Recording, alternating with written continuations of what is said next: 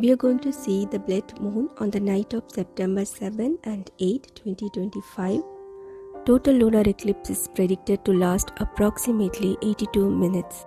This will be the second and final total lunar eclipse of the year. It will be visible from Australia, Asia, Africa and Europe. Around 85% of the world's population has a chance to see this red moon. Do you know how the moon gets its red color? Total lunar eclipse occurs when the earth passes between the moon and sun. Its shadow falls upon the surface of the moon, causing a complete lunar eclipse.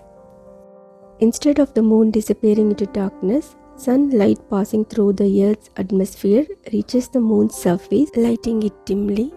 Sunlight is bent by earth's atmosphere, which filters out shorter wavelengths like blue and violet, so that only the longer red and orange can reach the moon, giving the blood moon appearance. Don't miss the total lunar eclipse on September 7.